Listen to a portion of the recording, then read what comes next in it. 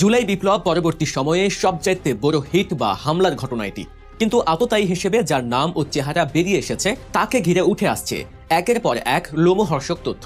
নাম তার ফয়সাল করিম মাসুদ, কিন্তু অপরাধ জগতে এবং ফেসবুকে তার পরিচয় দাউদ বিন ফয়সাল বা নিজেকে সে দাবি করে কিং। খুনের আগে নিজের ফেসবুক আইডি ডিঅ্যাক্টিভেট করা, অপারেশনে কোনো মোবাইল ফোন ব্যবহার না করা, তার ব্যাকআপ হিসেবে রেস্কিউ টিম বা উদ্ধারকারী দল সাথে রাখা।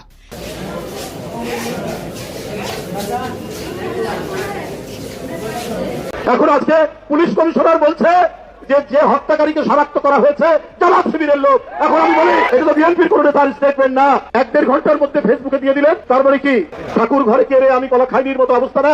আপনি ঘোড়ার আগে গাড়ি জুড়িয়ে দিন। একটি ব্যাপার সব থেকে বেশি চাঞ্চল্যের সৃষ্টি করেছে গতকালকে থেকে, সেটা হচ্ছে যে ওসমান হাদি এই ঘটনা ঘটার আগেই গণমাধ্যমে বলেছিলেন যে রিকশায় চড়ে যাওয়ার সময় তিনি যে কোনো সময় আক্রান্ত হতে পারেন।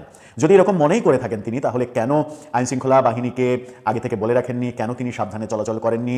সেই ব্যাপারগুলো যেমন আলোচনা হচ্ছে, কি বলেছিলেন তিনি সেই গণমাধ্যমে, সেটা আলোচনা করব। প্রশ্নের জবাব পাওয়া যায় না কেন এই তথাকথিত ছাত্রলীগ কর্মীটি 2024 সালের নভেম্বরেও অস্ত্র সহ ডাকাতি করে বেড়াতে পারে এবং ডাকাতির পর ধরা পড়লেও অস্ত্র সহ ধরা পড়লেও জামিনে মুক্তি পেয়ে যায়। কাজেই অনেক প্রশ্নের উত্তর মিলছে না। দেশকে কেউ অস্থিতিশীল করতে চাইছে তা নিশ্চিত।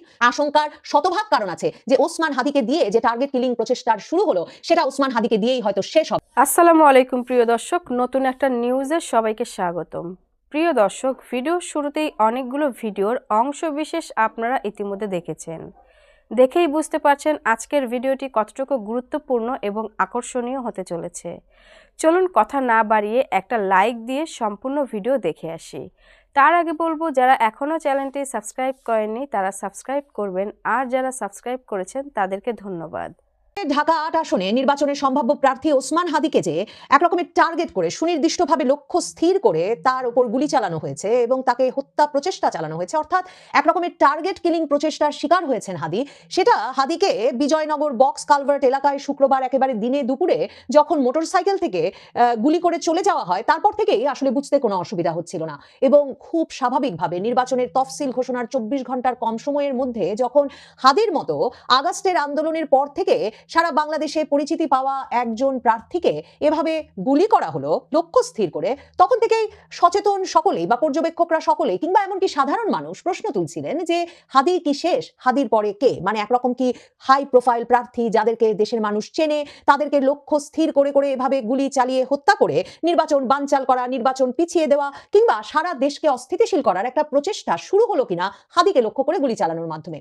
হাদিদের একরকমের রাজনৈতিক সহকর্মী গণ অধিকার পরিষদ ভিপি নুরুর যে দল, নুরুল হক নুরুর দল গণ অধিকার পরিষদ, তার যে সাধারণ সম্পাদক রাশেদ খান, এই রাশেদ খান হাদির ওপর গুলি চলার মানে শুক্রবারের 3 দিন আগেই তিনি ঝিনাইদহে গত 9ই ডিসেম্বর এক সভায় গিয়ে নির্বাচনী জনসভায় গিয়ে বলেছিলেন যে নির্বাচন বানচালে 50 জন প্রার্থীকে টার্গেট কিলিং করা হবে এবং তখন সেটা কিন্তু পত্রিকায় শিরোনাম হয়েছিল, যেমন ধরুন ইত্তেফাক পত্রিকায় শিরোনাম করেছে এবং তারা সেদিনই লিখেছিল, সেই 9 তারিখেই লিখেছিল যে গণ অধিকার পরিষদের কেন্দ্রীয় সাধারণ সম্পাদক রাশেদ খান বলেছেন যে গণ অভ্যুত্থানের পর যে নির্বাচন হচ্ছে সেই নির্বাচনে প্রত্যেক দলের প্রার্থীদের নিরাপত্তা দেওয়া সরকারের দায়িত্ব, কারণ আওয়ামী লীগের এক ধরনের চক্রান্ত রয়েছে যে যারা নির্বাচন করার জন্য প্রস্তুতি নিচ্ছে এরকম 50 জন প্রার্থীকে টার্গেট কিলিং করা হবে।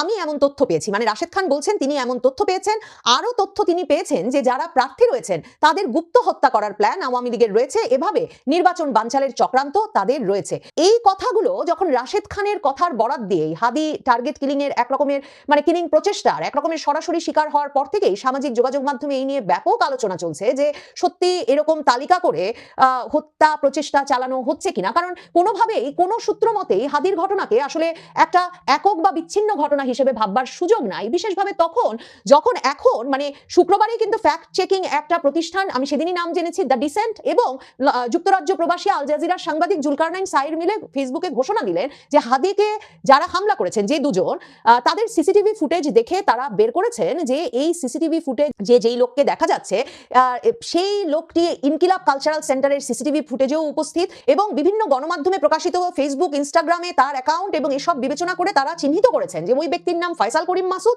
এবং এই ফয়সাল করিম মাসুদ আদাবর থানা ছাত্রলীগের পদাধিকারী ছিলেন, মানে তিনি আদাবর থানা ছাত্রলীগের একজন সদস্য ছিলেন। প্রথম আলো কিন্তু এই খবরটি নিশ্চিত করেছে এবং তারা বলছে যে এই ওসমান হাদিকে গুলির ঘটনায় সন্দেহভাজন কে এই ফয়সাল করিম দাউদ, সেখানে তারা নিশ্চিত করছে যে পুলিশ শনাক্ত করেছেন যে ওসমান হাদিকে যিনি গুলি করেছেন সেই সন্দেহভাজন ব্যক্তির নাম ফয়সাল করিম মাসুদ ওরফে দাউদ খান।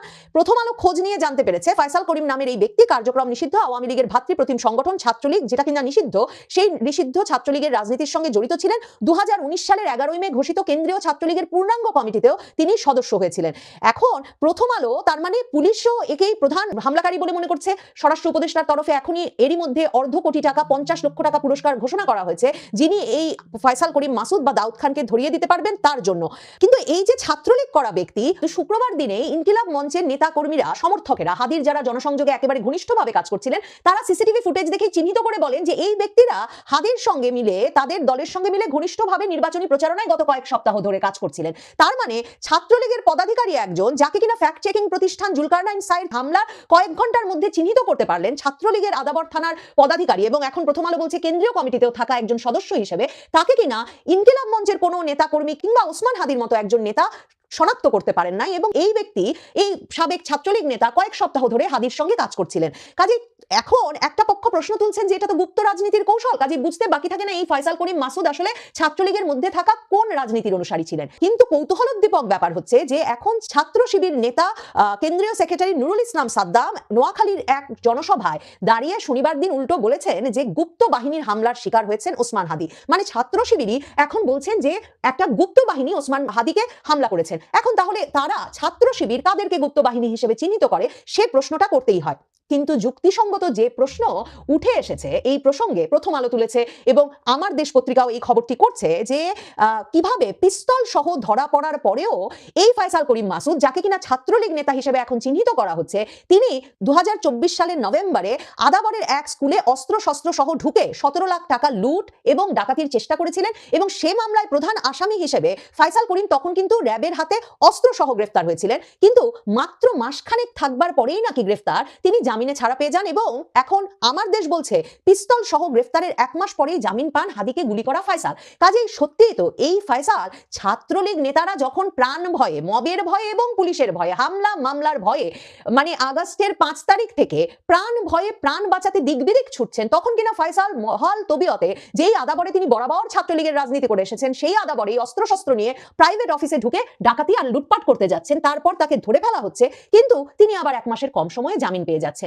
কাজেই নানা রকম প্রশ্ন উঠছে যে কোন সে বাহিনী, কারা এসব টার্গেট কিলিং ঘটাচ্ছে। ডক্টর মোহাম্মদ ইউনূস শনিবার যমুনায় দেখা করেছেন ওসমান হাদির পরিবার, তার বোন, ভাই সহ তার পরিবারের সদস্যদের সঙ্গে এবং ইনকিলাব মঞ্চের নেতাকর্মীদের সঙ্গে। পাশাপাশি ডক্টর মোহাম্মদ ইউনূস তখন 3 দলের নেতৃবৃন্দকে ডেকেছিলেন, বিএনপি, জামায়াত এবং জাতীয় নাগরিক পার্টির নেতৃবৃন্দ উপস্থিত ছিলেন।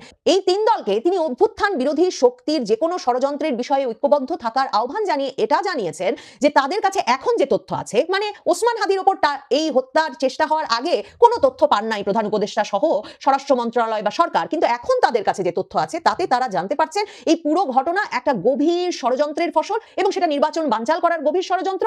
এবং তারা আরো জানতে পারছেন যে ষড়যন্ত্রকারীরা এখন প্রশিক্ষিত শুটার ভাড়া করছে। তার মানে প্রধান উপদেষ্টা ডক্টর মোহাম্মদ ইউনূসও কিন্তু সরাসরি বললেন যে টার্গেট কিলিং এর ঘটনার একটা প্রস্তুতি আছে এবং টার্গেট কিলিং এর ঘটনা বাস্তবায়নে একটা পক্ষ, মানে তিনি আওয়ামী লীগকে ইঙ্গিত করছেন, একটা পক্ষ রীতিমতো শুটার ভাড়া করে ফেলেছে, এই খবর এখন তাদের কাছে আছে। এখন তো তার মানে সরকারের এই 50 জন, মানে কোন 50 জনের তালিকার কথা বলছেন রাশেদ খান, সেই তালিকা নিয়ে কাজ করা উচিত এবং সুনির্দিষ্টভাবে ওই প্রার্থীদের নিরাপত্তা দেওয়া উচিত। আসলে সরকারকে তো একটা নির্বাচন অনুষ্ঠান করতে হলে নির্বাচনের সকল প্রার্থীকেই নিরাপত্তা দিতে হবে।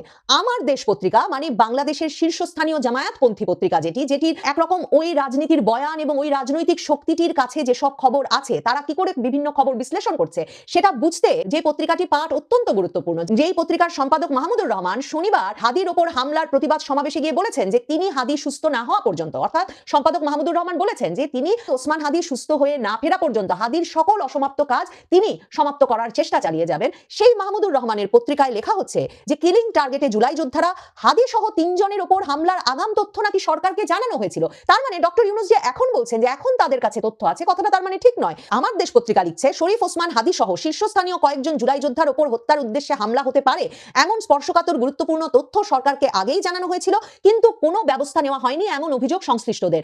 আমার দেশ বলছে যে টার্গেট কিলিং এর তালিকায় হাদি ছাড়াও এনসিপির হাসনাত আব্দুল্লাহ এবং আমার বাংলাদেশ এবি পার্টির সাধারণ সম্পাদক ব্যারিস্টার আসাদুজ্জামান ফুয়াদ সহ আরো কয়েকজন জুলাই সংগঠকের ওপর হামলার সুনির্দিষ্ট তথ্য পাওয়া যায়। পত্রিকাটি লিখছে যে সেপ্টেম্বরে যুক্তরাজ্য প্রবাসী জনৈক আইনজীবীর সূত্রে প্রাপ্ত এ সংক্রান্ত তথ্য যথাসময়ে সরকারের গোয়েন্দা সংস্থা সহ উচ্চ পর্যায়ের কাছেও পৌঁছে দেওয়া হয়। এমনকি খোদ ওসমান হাদি সহ 3 জুলাই যোদ্ধা নিজেরাই হুমকির বিষয়টি সরকারের দায়িত্বশীলদের নজরে আনেন। আইনজীবী বলেছিলেন যে তিনি পেশাগত কাজে বিশ্বের কয়েকটি দেশের গুরুত্বপূর্ণ সিকিউরিটি এজেন্সির সঙ্গে যুক্ত থাকায় তার কাছে স্পর্শকাতর এসব তথ্য এসেছিল, কিন্তু দ্রুততম সময়ে এসব বিষয়ে প্রয়োজনীয় ব্যবস্থা নেওয়া না হলে বিপদ আসন্ন বলে সতর্ক করলেও কোনো ব্যবস্থা নেওয়া হয় নাই। দেখেন, ওসমান হাদি কিন্তু 14 ডিসেম্বরের দিকে ফেসবুকে স্ট্যাটাস দিয়েই বলে দিয়েছিলেন যে তার কাছে বিদেশের বিভিন্ন দেশ থেকে অন্তত 30টি নাম্বারের মাধ্যমে টেক্সটে এবং ফোনে হত্যার হুমকি আসছে, তার পরিবারের দিকে নজর রাখা হচ্ছে, তার স্ত্রী মা বোনকে ধর্ষণের হুমকি দেওয়া হচ্ছে আর তাকে হত্যার হুমকি দেওয়া হচ্ছে।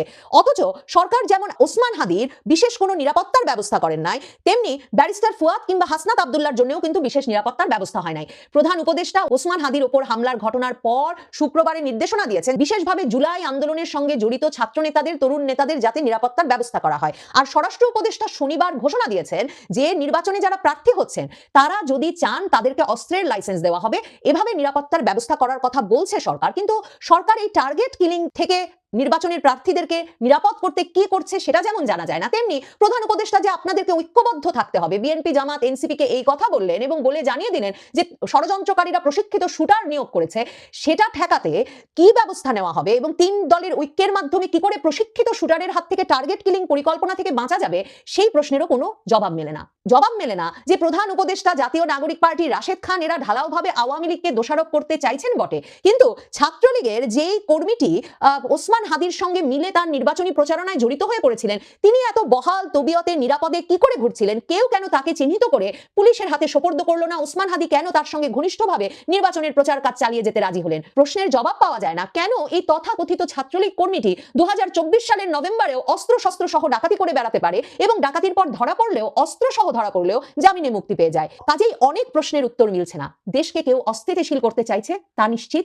আশঙ্কার শতভাগ কারণ আছে যে ওসমান হাদিকে দিয়ে যে টার্গেট কিলিং প্রচেষ্টার শুরু হলো সেটা ওসমান হাদিকে দিয়েই হয়তো শেষ হবে না, কিন্তু গভীর ষড়যন্ত্রের পেছনে কারা আছে সেটা জানবার কৌতূহল থেকেই যাচ্ছে। দর্শক, বাংলাদেশের ইতিহাসে খুবই কষ্টের দিন আজ 14 ডিসেম্বর, শহীদ বুদ্ধিজীবী দিবস। 1971 সালের এই দিনে আমাদের বুদ্ধিজীবীদের নিধনে নেমেছিল পাকিস্তানি বাহিনী। বুদ্ধিজীবীদের স্মৃতির প্রতি শ্রদ্ধা জানাচ্ছি প্রথমে। এই বুদ্ধিজীবী দিবসের একেবারে প্রাককালে গত রাতে ভয়াবহ একটা খবর এসেছে সুদান থেকে, যেখানে আমাদের শান্তিরক্ষী মিশনে আমাদের সৈন্যরা রয়েছে। সেই শান্তিরক্ষী মিশনে অংশ নেয়া সৈন্যদের 6 জন নিহত হয়েছে, আরও 8 জন আহত হয়েছে। সংবাদের শিরোনামটা, ফটোকার্ডটা আপনারা দেখে নিতে পারেন। সেই খবরটা আমাদেরকে ব্যথিত করেছে। সুদানে নিহত সৈন্যদেরকে, যারা শান্তিরক্ষী মিশনে অবস্থান করছিলেন, তাদের এই অকাল প্রয়াণে তাদের প্রতিও শ্রদ্ধা জানিয়ে শুরু করছি আমাদের আজকের ভিডিও। আলোচনার শুরুতেই যে ব্যাপারটা নিয়ে বলতে চাই সেটা হচ্ছে যে একদিন আগে ওসমান হাদি তিনি গুলিবিদ্ধ হয়েছেন, তাকে নিয়ে নানা ধরনের আলোচনা চলছে।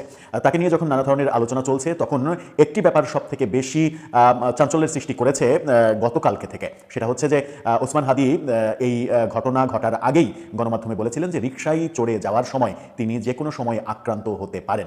যদি এরকম মনেই করে থাকেন তিনি, তাহলে কেন আইনশৃঙ্খলা বাহিনীকে আগে থেকে বলে রাখেননি, কেন তিনি সাবধানে চলাচল করেননি? সেই ব্যাপারগুলো যেমন আলোচনা হচ্ছে, কি বলেছিলেন তিনি সেই গণমাধ্যমে সেটা আলোচনা করব। পাশাপাশি তাকে এই গুলি করার নেপথ্যে যে দুজনের কথা বলা হচ্ছে, তাদের একজনের পরিচয় বিভিন্নভাবে প্রচার করা হচ্ছে। তাকে দেখা যাচ্ছে যে ইনকিলাব কালচারাল সেন্টারে ওসমান হাদির খুবই ঘনিষ্ঠ হিসেবে তিনি অবস্থান করেছেন এবং বিভিন্ন ভিডিও স্থির চিত্রে দেখা যাচ্ছে যে ওসমান হাদির সঙ্গে ওই দিন অর্থাৎ পরশু দিন জুম্মার নামাজের আগে পরিচয় হয়নি, পরিচয়টা অনেক আগে থেকেই ছিল। এমনকি ইনকিলাব কালচারাল সেন্টারে খুবই কাছাকাছি, একেবারে পাশাপাশি বসতে, তার সঙ্গে ভিডিও বিভিন্নভাবে বেরিয়েছে, বাইরে কথা বলছেন, আড্ডা দিচ্ছেন। এই ব্যাপারগুলো মানে প্রমাণ করছে যে ওই ব্যক্তি যদি এই কাণ্ডটা ঘটিয়ে থাকেন তাহলে ওসমান হাদির খুবই ঘনিষ্ঠ ছিলেন। তিনি ঘনিষ্ঠ হলেন কিভাবে সেগুলো বোধহয় আইনশৃঙ্খলা রক্ষাকারী বাহিনী খুঁজে বের করবে।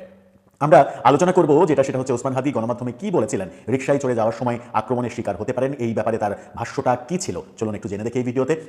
ওসমান হাদির কথা, যিনি হাসপাতালে মৃত্যুর সঙ্গে পাঞ্জা লড়ছেন, গত রাতেও নিশ্চিত করা হয়েছে তার অবস্থা খুবই আশঙ্কাজনক, তার ব্রেন মারাত্মকভাবে জখম হয়েছে। এরকম পরিস্থিতিতে বেঁচে ফিরে আসাটাই যেখানে কঠিন, তেমনি বেঁচে ফিরে আসলেও তিনি কতটা সুস্থ থাকতে পারবেন সেটা নিয়ে সংশয় তো রয়েছে। যাই হোক, তবুও সৃষ্টিকর্তার ইচ্ছা, তিনি কি করবেন, তিনি যা করেন সেটা তো মঙ্গলের জন্যই করেন। সেই ব্যাপারে আমরা কথা বলতে চাই না। তিনি গণমাধ্যমে কি বলেছিলেন সেই ব্যাপারটাতে নিয়ে আমাদের মনোযোগ আমরা দিতে চাই। নিউজ 24-এর শিরোনামটা দেখে নিতে পারেন। সেখানে বলা হচ্ছে, রিকশায় চলাচলের সময় খুন হওয়ার আশঙ্কার কথা আগেই জানিয়েছিলেন হাদি। কি বলছে নিউজে? বলছে, ইনকিলাব মঞ্চের আহ্বায়ক এই যে আহত হলেন, ঘটনার পর সামাজিক যোগাযোগ মাধ্যমে আলোচনায় এসেছে হাদি এর আগেই রিকশায় চলাচলের সময় খুন হওয়ার আশঙ্কার কথা প্রকাশ্যে জানিয়েছিলেন। হামলার আগে একটি বেসরকারি টেলিভিশন চ্যানেলকে দেওয়া সাক্ষাৎকারে তিনি বলেন, রিকশায় চলাচলের সময় তাকে সহজে লক্ষ্যবস্তু করা যেতে পারে। ওই সাক্ষাৎকারে আসন্ন নির্বাচন প্রসঙ্গে এক প্রশ্নের জবাবে হাদি দাবি করেন, গত 15 বছরে বিপুল পরিমাণ অর্থ পাচার হয়েছে এবং সেই অর্থ রাজনৈতিক উদ্দেশ্যে ব্যবহৃত হতে পারে। তিনি বলেন, বাস্তবতায় যেটা হতে পারে সেটা হচ্ছে যে রিকশায় চলাচল করা অবস্থায় যে কেউ মানে কন্ট্যাক্ট কিলিং, মানে তিনি যেটা বলেন বাংলাদেশের মতো বাস্তবতায় অল্প টাকায় কন্ট্যাক্ট কিলিং করানো সম্ভব বলেও তার মন্তব্য, এবং বলেছেন রিকশায় চলাচল করার অবস্থায় যে কেউ সহজেই হামলা চালিয়ে পালিয়ে যেতে পারে। যে কোনো মাদকাসক্ত কাউকে দিয়ে আপনি রিকশায় চড়ে যাচ্ছেন, এই যেমন আমি সারাদিন ঘুরি, আমাকে একটা পোস্ট মেরে চলে যাওয়া খুবই সহজ। এছাড়া রাজনৈতিক কর্মসূচি প্রসঙ্গে তিনি দাবি করেছিলেন, মিছিলে অংশগ্রহণকারীদের একটি বড় অংশ অর্থের বিনিময়ে নামানো হয় এবং পরবর্তীতে তারাই আইনি ঝুঁকিতে পড়েন। গুলিবিদ্ধ হওয়ার ঘটনার পর আইনশৃঙ্খলা রক্ষাকারী বাহিনী বিষয়টি তদন্ত করছে, তবে এখন পর্যন্ত কারা জড়িত এ ব্যাপারে আইনশৃঙ্খলা রক্ষাকারী বাহিনী মুখ খোলেননি, পরিষ্কার জানাননি। অর্থাৎ একটা টেলিভিশন চ্যানেলে তিনি যে আশঙ্কার কথা বলেছিলেন যে তিনি রিকশায় ঘোরাফেরা করেন, তাকে আক্রমণ করা খুবই সহজ, যে কাউকে টাকা দিয়ে করা সম্ভব, মাদকাসক্ত যে কাউকে অল্প টাকাতে এই কাজটা করানো সম্ভব, আবার কন্ট্যাক্ট কিলিংয়ের ব্যাপারে তিনি বলেছিলেন যে কন্ট্যাক্ট কিলিংয়ের ব্যাপার হতে পারে, এই আশঙ্কার কথা তিনি বলেছিলেন। কিন্তু গণমাধ্যমে বলেছিলেন তিনি কি নিজে ফিল করতে পারছিলেন না যে তিনি মারাত্মক ঝুঁকির মধ্যে আছেন। আইনশৃঙ্খলা রক্ষাকারী বাহিনীকে সেটা বলা কিংবা নিজে একা একা রিকশায় না ঘোরা, একটা রিকশায় সিঙ্গেল না ঘোরা, দলবদ্ধভাবে ঘোরা, এই ব্যাপারগুলো তার মাথায় ছিল কি ছিল না সেটা হয়তো তিনি সুস্থ হয়ে ফিরে আসলে বোঝা যাবে। তিনি সুস্থ হয়ে ফিরে আসলে আরও বোঝা যাবে যে তাকে কারা হামলা করতে পারে। ওসমান হাদির এই আলোচনা যখন চলছে চতুর্দিকে, তখন আমাদের সমাজের সরকার, রাজনীতিবিদ অনেকেই এর মাঝে অনেকেই কিন্তু নিরাপত্তা ঝুঁকির কথা বলছেন। গতকালকে ফেসবুকে আমাদের প্রধান উপদেষ্টার প্রেস সেক্রেটারি তিনি বলেছিলেন যে তার পরিবার তার জীবন নিয়ে শঙ্কার মধ্যে আছে। যদি প্রধান উপদেষ্টার প্রেস সেক্রেটারির জীবন নিয়ে শঙ্কার মধ্যেই তার পরিবার থাকে, তাহলে সাধারণ মানুষের অবস্থা কি সেটা খুব সহজেই বোঝা যায়। এই ঘটনার পরে আরেকটি চাঞ্চল্যকর মন্তব্য করেছেন নুরুল হক নূর। তাকে নিয়ে দেশ টিভির এই ফটোকার্ডটা দেখলেই বুঝতে পারবেন। তিনি মন্তব্য করেছেন, নির্বাচনী এলাকায় প্রচারে যেতে সাহস পাচ্ছি না। অর্থাৎ ওসমান হাদির এই ঘটনা সবার টনক নাড়িয়ে দিয়েছে এবং সবাইকে অনেক বেশি ভীত ও সন্ত্রস্ত করে ফেলেছে। এখনই সরকারের এই ব্যাপারে আশু পদক্ষেপ প্রয়োজন, যেন এই ভয়টা মহামারী আকার ধারণ না করে ফেলে এবং সমাজে এরকম ভয় যদি বিস্তার লাভ করে তাহলে সমাজের মানুষ সাধারণ যে জীবনযাপন করা সেই জীবনযাপন করতে পারবে না। এটাই কিন্তু বাস্তবতা হবে। দর্শক, আপনার কি মনে হয় ওসমান হাদির রিকশায় চড়া অবস্থায় আক্রমণ হতে পারে, এই যে আগাম ভাষ্য, এই আগাম ভাষ্যের সঙ্গে ঘটে যাওয়া ঘটনাকে কি মেলানো যায়, নাকি এটা কাকতালীয়ভাবে মিলে গেছে? আপনার মন্তব্য জানিয়ে লিখতে পারেন আমাদের কমেন্ট বক্সে। প্রিয় দর্শক, ভিডিওটি দেখে কি জানলেন, বুঝলেন? অবশ্যই আপনাদের মূল্যবান মতামত কমেন্ট বক্সে জানিয়ে দিবেন। পারলে ভিডিওটি শেয়ার করে সবাইকে দেখার সুযোগ করে দিবেন। ধন্যবাদ।